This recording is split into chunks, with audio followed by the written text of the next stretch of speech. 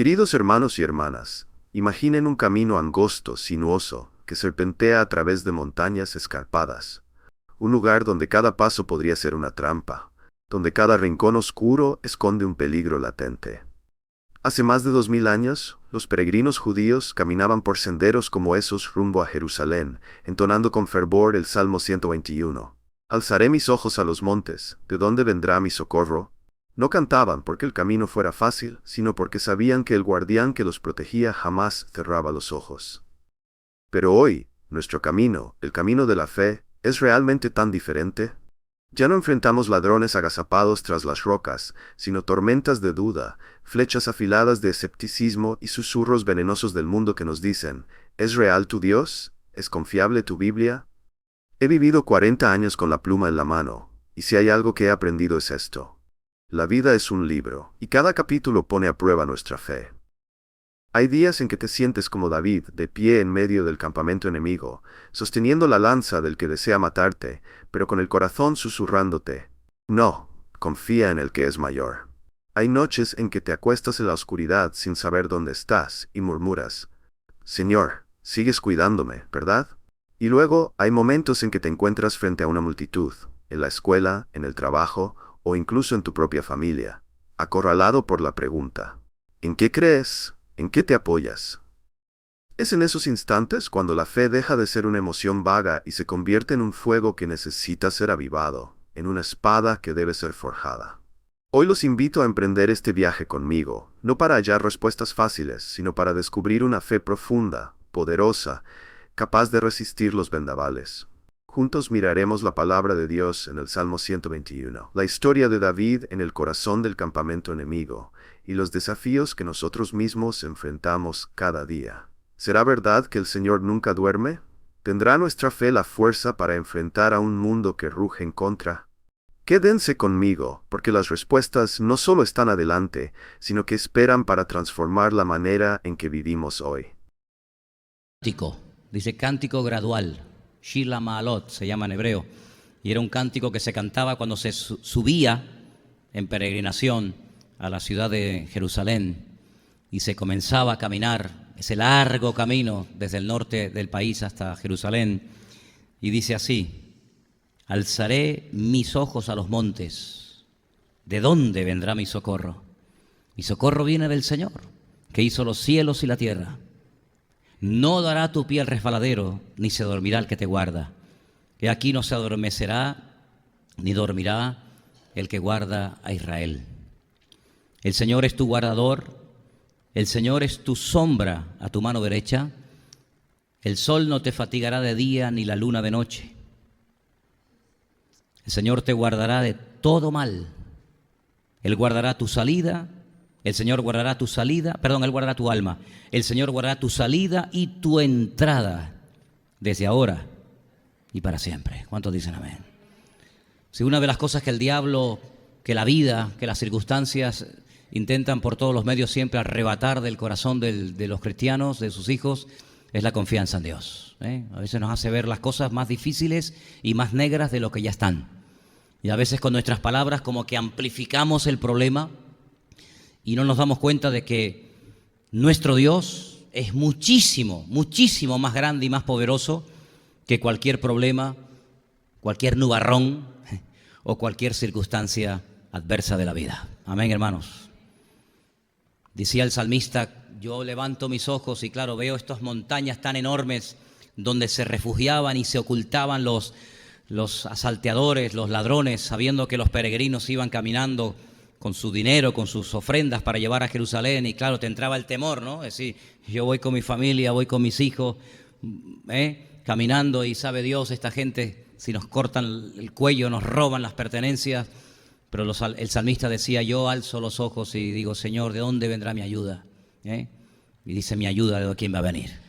Pues de mi Dios que hizo los cielos, y mi Señor que hizo la tierra, Él me guardará de todo mal, Dice, Él no se adormecerá. Qué bonito que sabemos que cuando llegaba la noche, pues claro, hay que descansar, hay que dormir. Era un viaje muy largo, de muchos días, semanas, y a veces el que tenía que vigilar al campamento se quedaba dormido. Y tenemos una historia muy, muy bonita en la Biblia de un rey que dice que se quedó dormido en medio del campamento, pero lo que se hacía en aquella época es que la guardia personal del rey, el rey dormía en el centro del campamento, para que si alguien entraba por el campamento le costara llegar hasta allí. Y además dormía rodeado de su guardia personal, así que había como diferentes círculos, de tal manera que el que quería llegar al rey no iba a llegar nunca, porque lo mataba el primer círculo, o el segundo, o el tercero. Sin embargo, el rey David, desde lo alto de las montañas, miró al valle y vio en el centro del campamento al hombre que lo odiaba y lo quería matar. Curiosamente era su suegro, el rey Saúl, rodeado de sus soldados. Y David baja de las montañas, David era tremendo, de verdad. Yo digo, ¿para qué rayo baja? Estate quieto. Pues él se baja con unos soldados, se mete por el medio del campamento. Yo digo, ¿pero qué estás haciendo? Llega hasta donde está el rey tenía un cántaro de agua al lado, por si le daba sed a medianoche, la lanza clavada en el suelo. Él coge la lanza, nadie se despierta, la guardia una partida de inútiles espectacular. Y los soldados le dicen, ahí lo tienes, Dios te lo ha puesto delante. Le metes una lanza y se acabó. Y él dice, no, yo no voy a hacer eso. Coge la lanza, se marcha y desde lo alto de la montaña comienza a gritar, Abner, Abner, que era el capitán de la guardia, le dice, ¿pero qué has hecho? Tú tienes que cuidar de la vida de tu rey y no lo has hecho. Te has quedado dormido, mira, la lanza del rey, el cántaro de agua del rey, y lo deja en evidencia como diciendo, lo has desprotegido. Pero sin embargo el Salmo 121 dice que el que guarda a su pueblo no se quedará dormido. ¿Cuántos dicen amén? Te has quedado dormido tú, Abner, pero nuestro Dios nunca se queda dormido. Los ojos del Señor están siempre abiertos de día y de noche, vigilando, protegiendo y cuidando a su pueblo y a su heredad desde ahora, dice, y para siempre. ¿Cuántos dicen amén? Cuando se caminaba por aquellos caminos estrechos, aquellos caminos de cabras, pues uno se podía resbalar, podía tropezar, se podía caer y matar. Sin embargo, dice que cuando estamos con el Señor, nuestro pie no dará al resbaladero, sino que iremos, Él guardará tu salida y Él guardará tu entrada. Si no es que tengas la seguridad de que el Señor va contigo en ese viaje de ida y te buscas la vida a la vuelta, sino que te lleva y te trae. La bendición del Señor nunca se marcha, ¿no? Y con estas promesas, los creyentes nos hemos alimentado durante siglos y siglos, milenios y milenios, generación tras generación, compartiéndonos promesas, compartiéndonos historias bíblicas y confortándonos el corazón. Y más cuando veamos que los tiempos se acortan y los tiempos se llenan de peligros y de vanidades y de historias, pues estas promesas son las que alimentan y sustentan nuestra alma, ¿sabes? Si tú comienzas a alimentar tu alma, tu mente, tu espíritu, pues con las noticias del mundo, con lo que pasa por aquí, con lo que pasa por allá, que si Siria, que si no sé qué, pues llega un momento en el que te derrumbas, ¿verdad? Por mucho aguante que tengas, por mucha madurez como persona que tengas, pues hay un momento en el que uno dice, oye, pero Señor, ¿y qué va a ser de mi vida? ¿Verdad? Y Señor, todos los puntos de apoyo como que están desapareciendo. Pero sin embargo la promesa del Señor es que Él nos guardará desde ahora y para siempre. Gloria a Dios. Y hay versículos espectaculares en la Biblia que a mí siempre me han sustentado y me han ayudado. Uno de ellos es un salmo que dice, joven fui y envejecido. Porque eso es ley de vida, amigo. Y nunca he visto a un justo desamparado ni a su descendencia que mendigue pan. No me digas a mí que esa promesa no es tremenda. ¿Te gusta o no? Es una promesa maravillosa. Claro, cuando uno es joven tiene esa fuerza, tiene no sé qué, tiene ese ímpetu, pero ya cuando uno es mayor, el Señor dice, da igual. Si tu seguridad y tu fortaleza no depende de tu vitalidad física, no depende de si eres un chico de 20 años o un señor de 80 o de 90, da igual. Si el que cuida de tu vida no son tus años ni tu fuerza, el que cuida de tu vida soy yo y el Señor no envejece. Amén, hermanos. Entonces, cuando David dice eso, que yo fui joven, ahora envejecido, pero nunca he visto a un justo desamparado ni a su descendencia que mendigue pan, esa es una promesa impresionante. Porque uno dice, bueno, Señor, ¿qué más da que yo tenga 20 años y te haya servido o que ahora tenga 50, 60, 70, 80 o los años que sea? Si el Dios que me cuidó en la juventud va a ser el Dios que me va a cuidar en mi vejez. Por lo tanto, la confianza y la fe en el Señor tiene que ser inalterable. Nosotros tenemos nuestra confianza y nuestra mirada puesta en el Señor. ¿Cuántas veces David, que saben ustedes que es un personaje que a mí me fascina, pues cuántas veces David se vio rodeado y decía, bueno, ya de aquí no salgo, ya de esta no me libro? Miles de soldados persiguiéndote, amigo, tarde o temprano te van a pillar. Sin embargo, hay un salmo que él escribe, que es el 27, lo conocéis, ¿no? ¿Qué dice el Salmo 27, versículo? Ponlo ahí, por favor, Carelli. El Salmo 27, versículo 1 en adelante, que es una maravilla. Vamos a leerlo todos, una vez que nos lo pongan ahí. Un salmo muy bonito. Salmo 27, 1. Unos versículos más. Vamos a leerlo. El Señor es mi luz y mi salvación. ¿De quién temeré? El Señor es la fortaleza de mi vida. ¿De quién he de atemorizarme? ¿Sigue? Cuando se juntaron contra mí los malignos, mis angustiadores y mis enemigos, para comer mis carnes, ellos tropezaron y cayeron. Aunque un ejército, esto es buenísimo, aunque un ejército acampe contra mí, cosa que pasó, no temerá mi corazón. Aunque contra mí se levante guerra, yo estaré confiado. Hermano, esto es muy bonito leerlo, pero contra nosotros nunca ha acampado un ejército para matarnos, nunca. Sin embargo, espiritualmente hablando, de cuántos peligros nos habrá librado el Señor. En este giro, en este recorrido turístico que me llevó el pastor de Palermo, de Sicilia, a ver la ciudad, me llevó a un castillo. La ciudad está llena de castillos y de fortalezas, pero me llevó a uno que la puerta del castillo era de hierro. Tremendo, una fortaleza. Las paredes no estaban así, estaban un poco inclinadas para que no pudieran escalarlas, ¿no? Con muchos sedimentos y todo eso.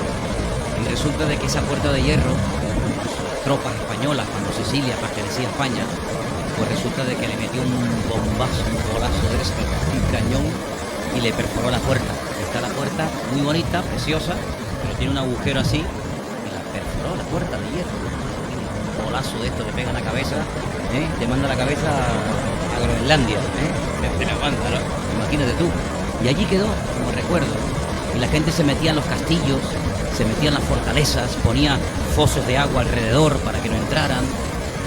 Te tiraban por las murallas, te tiraban aceite hirviendo, te tiraban piedras de molino, te tiraban de todo para que no pudieras subir. Y se jugaban la vida aquella gente para tomar aquellos castillos, aquellas fortalezas. Pues el rey David dice, mira, aunque un ejército me rodee y no tenga escapatoria y no tenga salida, el Señor es mi luz, es mi salvación y Él siempre estará conmigo. ¿Cuántos dicen amén? Así que, hermano, ante estas promesas, ¿cómo vamos a reaccionar? ¿Con fe? Por supuesto que sí. ¿Con duda? Por supuesto que no. ¿Cómo vamos a reaccionar ante lo que el Señor nos promete en su palabra? Pues con tranquilidad.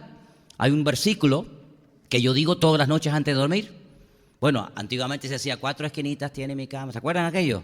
Eso ya no va. Eso ya... Ahora yo digo, en paz me acostaré y asimismo dormiré, porque solo tú, Señor, me haces vivir confiado. Es una maravilla saber que no importa dónde te quedes. He dormido en tantas camas en esta semana, hermano. Una noche me desperté, quise ir al baño, digo, ¿dónde estoy?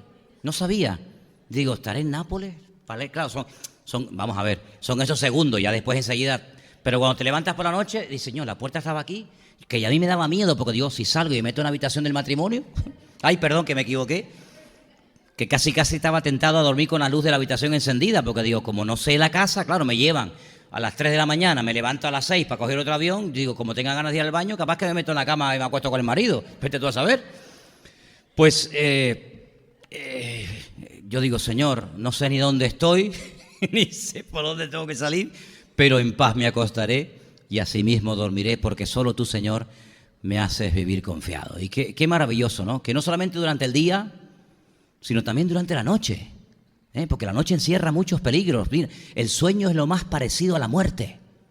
Es verdad, el sueño es lo más parecido a la muerte. Estás con los ojos cerrados, no te enteras de nada, bajan las pulsaciones del corazón, estás ahí. Bueno, algunos ronca. Yo en este viaje podría contar muchas anécdotas, ¿no? Pero es lo más parecido a la muerte. Y sin embargo, cuando te despiertas por la mañana, por eso los israelitas, el judío practicante, cuando se levanta por la mañana, le da gracias al Señor por haberle devuelto el alma. Porque es como si volvieras otra vez a la vida, ¿no? Te despiertas del sueño, en este caso que tipifica la muerte, ¿no? Y qué hermoso es saber que durante la noche el Señor nos protege, el Señor nos cuida. A mí no me gusta la noche, le voy a confesar, a mí la noche no me ha gustado nunca, a mí me gusta el día, me gusta la vitalidad, a mí la noche no me gusta, no me ha gustado nunca, ¿no? Y cuando voy por ahí solo de viaje, la noche me voy a la cama a dormir, pues no me gusta la noche. Pero saber que el Señor está contigo es una pasada, ¿eh? Saber que el ángel del Señor acampa alrededor de los que le temen. Es como aquel Abner inútil que acampaba alrededor de su Señor y se le quedaba dormido. Pero dice, el ángel del Señor acampa alrededor de los que le temen y los defiende. No es un inútil que se queda dormido, que sí, muy bonito, mucho ángel, pero no vale para nada, ¿eh? Si no es un ángel, y ese ángel sabemos quién es el Señor, el que ha prometido estar con nosotros todos los días hasta el fin del mundo. Amén, hermanos. Hoy estuve en la universidad. Me invitaron estos chicos que están allí dando estas conferencias y estas cosas. Pobrecitos, no se los comieron con patatas de milagro, ¿eh? De verdad, ¿eh? Yo les dije, ¿sabes una cosa? Esto lo que les ha demostrado es que tenéis que estudiar más y estar más preparados, ¿eh? Porque una cosita es moverte aquí. Una de las cosas que yo he predicado mucho en este tiempo que he estado ahora en Italia es, hermanos, ¿saben lo que he observado? Que la gente aprende a comportarse y a moverse en la iglesia, porque no es tan complicado, ¿no? Aunque sea imitando, ¿este qué hace? Se pone de pie, yo también, se sienta, yo también. Sin embargo, la vida de un verdadero cristiano no es vivirla aquí adentro. La vida hay que aprender a vivirla en el hogar, cuando uno está solo, cuando nadie te observa, cuando viajas tú solo, ¿eh? Enfrentar la vida, la realidad de la vida en la universidad, en el trabajo, etcétera, ¿no? Y yo estuve esta tarde en esa conferencia, en esas charlas que estaban dando los chicos allí,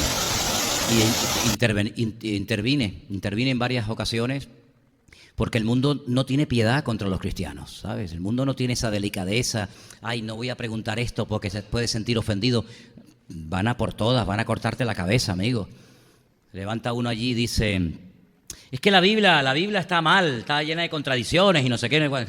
Yo estaba detrás de él, tenía una melena hasta aquí, y me dieron unas ganas de tirarle la coleta, pero me contuve. Porque la Biblia, fíjate las boberías que dice, yo escuchando.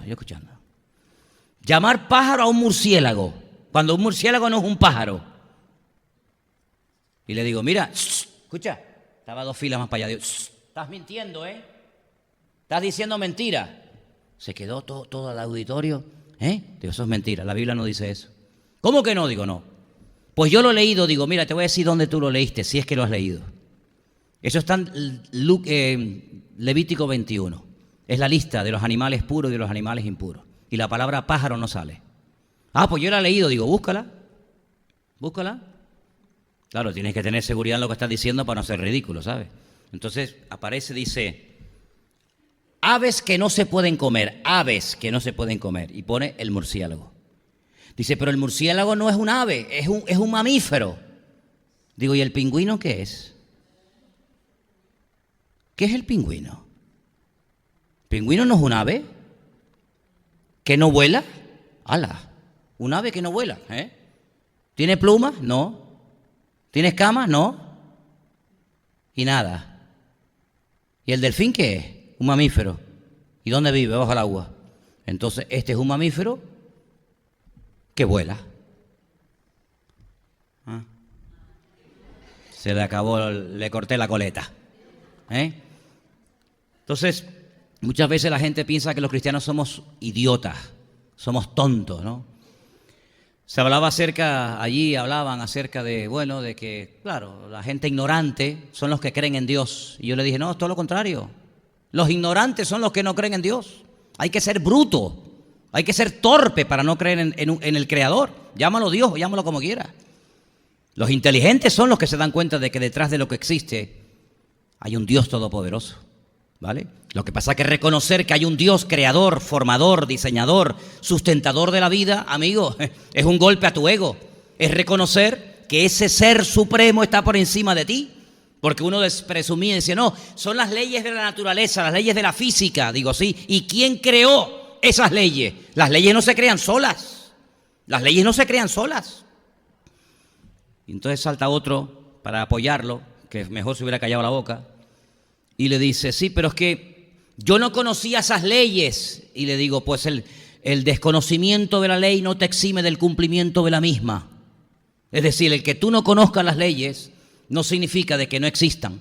Y esas leyes las creó alguien y las sustenta, como decía Aristóteles, que él es el que hace el movimiento y sustenta el movimiento. Porque todo lo creado tiene un diseño. Y el diseño no se crea a sí mismo, ¿vale? Todo, detrás de cada cosa que vemos, el púlpito, el micrófono, la silla, la televisión, todo lo que vemos tiene diseño, tiene forma. Y eso no se crea solo. Este púlpito no hizo así, pum, y se creó solo, sino que alguien lo diseñó, alguien tomó las medidas, ¿verdad? Detrás de todo lo que tiene materia hay diseño. ¿Y quién es el diseñador? ¿Verdad? Yo no puedo demostrar científicamente que nací en Venezuela. Yo no lo puedo demostrar científicamente. Tendría que volver a nacer a la misma hora, el mismo clima, las mismas personas, los mismos testigos, el mismo médico, el mismo no sé qué. Yo no puedo hacer esa demostración física, pero hay otros argumentos, ¿verdad? Otros argumentos, testigos, personas, la historia, fotografías, documentales, ¿verdad? Entonces, el método científico tan cacareado por muchos es que lo utilizan para todo y no se puede demostrar científicamente ni que tú te llamas Pepe. Ni siquiera puedes demostrarlo científicamente. Por lo tanto, si utilizamos única y exclusivamente el método científico para tirar a Dios por tierra o para demostrar que existe, tanto unos como otros se equivocan. Entonces, como no se puede demostrar científicamente, hay que recurrir a otro argumento, hay que recurrir a otras materias, hay que recurrir a otros elementos que por lo menos hagan pensar a la persona. Y el problema es que mucha gente no quiere pensar, porque el aceptar que hay una mente creadora, el aceptar que hay una mente sabia que ha diseñado, que ha creado, que ha puesto todo en su lugar, significa reconocer que tú estás sometido a esa autoridad, que tú estás sometido a esa mente, que tú estás sometido a ese Dios, y eso es lo que nadie quiere. Porque hoy en día uno de los grandes problemas que existe en la sociedad es que nadie se quiere someter a nadie. Y eso lo podemos ver desde la cuna. Ya los niños se rebelan contra los padres. Es algo que lleva innato el ser humano. Decía un chico, pero bueno, ¿yo qué culpa tengo que Adán y Eva hayan pecado para yo ser condenado al infierno? Digo, no, perdona, es que tú no te vas al infierno por el pecado de Adán y Eva. Tú en todo caso te vas al infierno por tu culpa. No le eches la culpa a Adán, que le dije, tú eres muy listo. Tú le eches la culpa a Adán y te quitas el muerto de encima, pero tú eres tan pecador o peor que él. Se quedó. Es que a mí esos sitios me encantan. Yo me siento ahí como pez en el agua. Como pez en el agua me siento, porque van de enterados y queriendo ser sabios se hacen necios, créame. Entonces había un chico al lado mío que me decía, pero ¿por qué tenemos que aceptar que todo empieza por Dios? Digo, bueno, ¿cuál es tu opinión? Dices que no tengo. Digo, pues si no tienes, acepta la que te estamos dando. Entonces saltó el enterado de turno. No, es que la evolución. Digo, mira, en muchos lugares del mundo, el mismo lagarto que vemos aquí, ese mismo lagarto en otra isla o en otro continente, lo ves que camina más alto. No ha evolucionado, se ha adaptado. ¿Por qué? Porque el suelo está más caliente allí.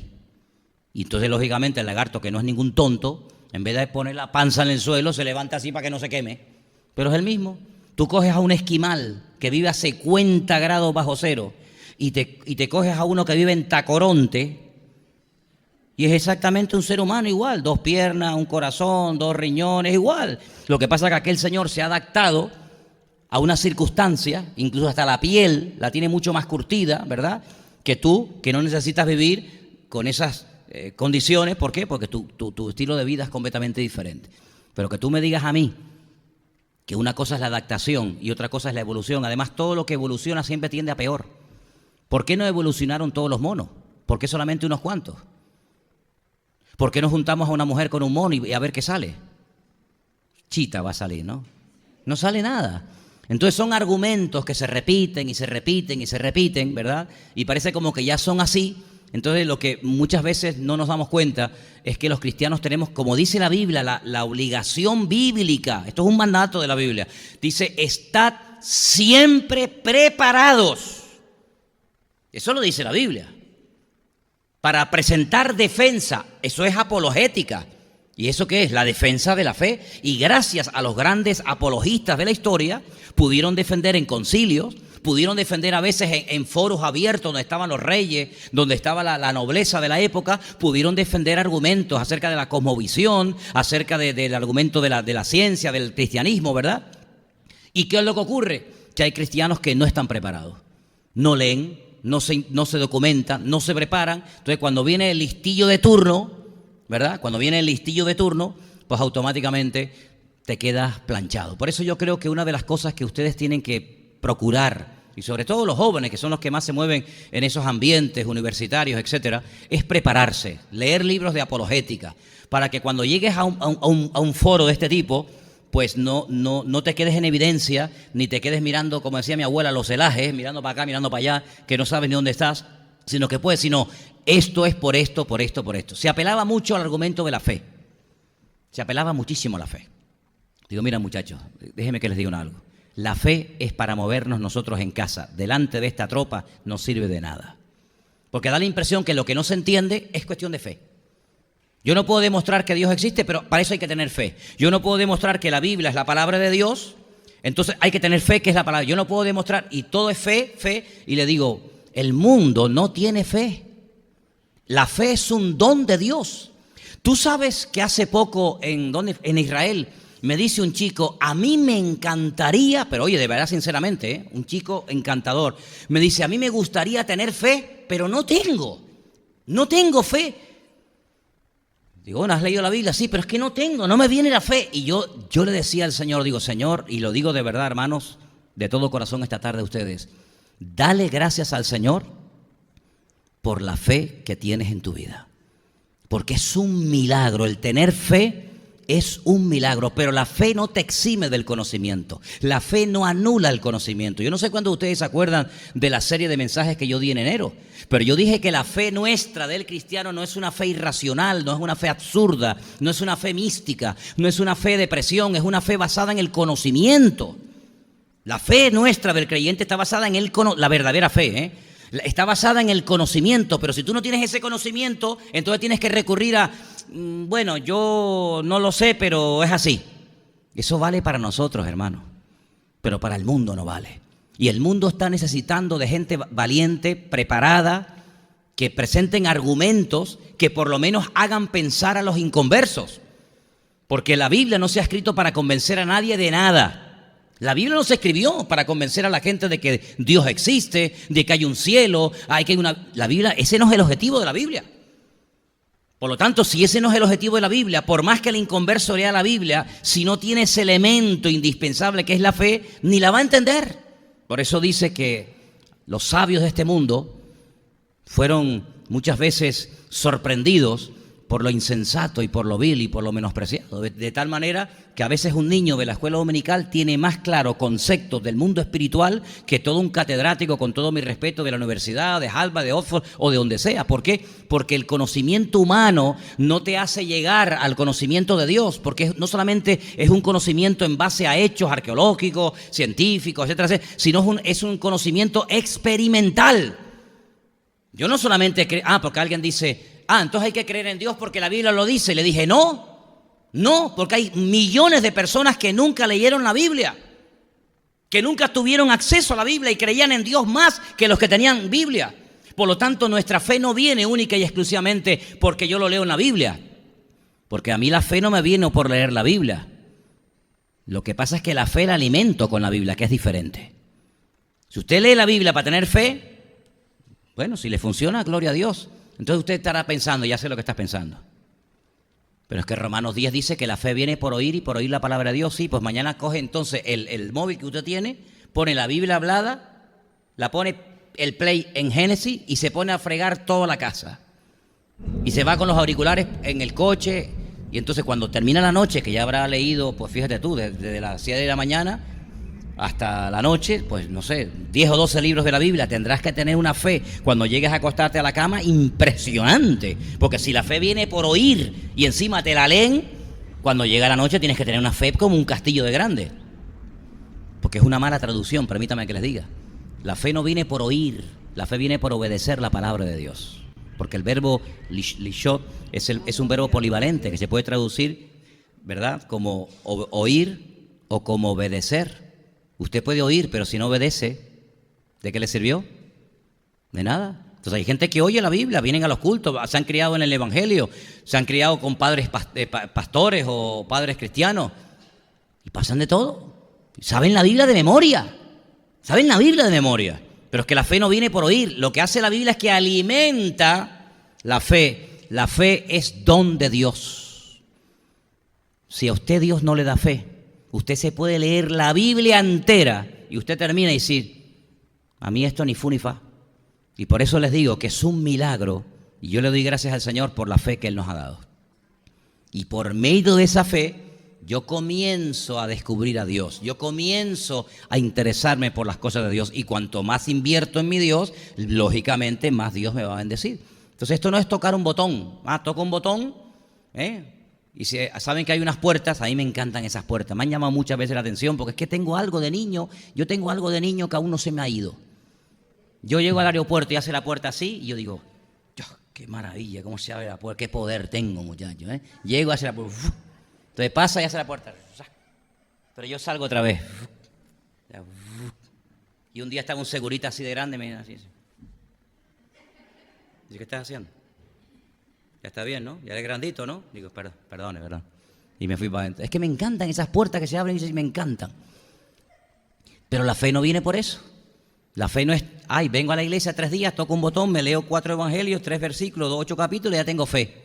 No, mijo, la fe es un milagro, es un regalo de Dios que cuando lo tengas, cuídalo, aliméntalo, úsalo, susténtalo. Pero la fe, hermanos, es un don de Dios y si usted tiene fe, dele gracias al Señor. Esa fe puede ir creciendo, esa fe puede ir en aumento. Yo uno de los mensajes que le compartí a los hermanos en Italia era el siguiente. No todos los que estamos aquí esta tarde, y seamos honestos, no todos tenemos la misma fe, ¿sí o no? No. Hay un momento en el que se le acerca un centurión romano y le dice al Señor, es que esta conversación es buenísima. Le dice, Señor, no soy digno de que entre bajo mi techo. Tenía una persona enferma, di solamente la palabra y mi criado sanará. Y añade, porque yo soy un hombre de autoridad, era un militar. Yo le digo a un soldado, ven para acá, y uno dice, sería un soldado malcriado, ¿no? El soldado viene, sí señor, dígame. Vete, coge esto y vete para allá. Y él va. Fíjate los argumentos que le está presentando este hombre al Señor. Pero este hombre reconoce que su autoridad es una autoridad limitada. Yo tengo autoridad sobre soldados, sobre tropas, sobre ejércitos, pero no sobre enfermedades. Pero tú sí tienes esa autoridad. Por eso lo único que te digo es que des la orden. Como yo doy órdenes, da la orden, di la palabra y mi criado ahora mismo, aunque esté en el 5º pino, sanará. Claro, cuando Jesús oía a este hombre hablar, le dice a sus discípulos, ¿están escuchando? Le hace a Pedro, ¿estás escuchando? En todo Israel no hay un hombre que tenga tanta fe como este, ni el sumo sacerdote, ni Anás, ni nadie, es que nadie tiene tanta fe como este hombre. ¿Y por qué dijo eso el Señor? Porque este hombre descubrió un principio elemental, una ley del mundo espiritual, y es unir la palabra, la autoridad del Señor con la fe. Y por eso solamente lo que me hace falta no es que vengas, que le imponga las manos, no hace falta nada, tú di la orden y ya está. Y el Señor dice, vete. Tu criado ha sido sanado ahora mismo. Y él no dijo, dame una prueba, dame una evidencia. No, ya está. Porque yo sé lo que es la autoridad. La autoridad funciona. Y cuando él llegó, dijo, ¿a qué hora fue sanado el muchacho? Pues a tal hora ayer, dice. A esa hora fue la que yo estaba hablando con el Señor. Funciona, hermano, funciona. Grande es tu fe, le dijo, grande es tu fe. ¿Y qué le dijo a Pedro? Cuando salió de la barca y empezó a hundirse, viendo el viento, la marea, no sé qué. Y Pedro grita y el Señor yo creo que le arrancó un mechón de pelo. Se quedó con un mechón de pelos en la mano. Anderson? Se quedó con un mechón de pelo. Van a la barca y le dice, Pedro, ¿por qué dudaste, Pedro? Y le dice, hombre de poca fe. Señor, ¿poca fe? Si salí caminando, aunque sea un pasito, y después volví caminando. Hombre, a este grande fe, a este poca fe. ¿Qué le dijo al padre del niño que estaba con problemas espirituales? Al que cree, todo es posible. Ay, Señor, ayúdame a creer. Entonces, hermanos, hay cosas por las cuales tenemos que estar constantemente agradecidos. Aunque te tengas que ir esta noche caminando a tu casa, aunque te comas un bocadillo sin nada dentro, Si tienes esa fe, ese regalo de Dios, tienes que ser la mujer y el hombre más feliz de la tierra. Porque es algo que no se puede comprar con dinero. Oye, esto es un palo al ego humano. Es decir, con todo lo rico y poderoso que yo soy, no puedo comprar fe, no puedo tener un poquito de fe de que esa persona tiene. No se puede comprar con dinero. Hay un elemento indispensable para tener esa fe en Dios, y es la humildad. Es decir, Señor, sin ti estoy perdido. Y el Señor dice que es galardonador de los que le buscan, pero de los que le buscan correctamente. ¿Cuántos dicen amén? Quiero que oremos en esta noche. Vamos a orar un momentito al Señor. Quiero pedirle, por favor, vamos a cortar ahora ya la grabación, porque voy a pedirle a varios de ustedes que oren, y entonces las oraciones no salen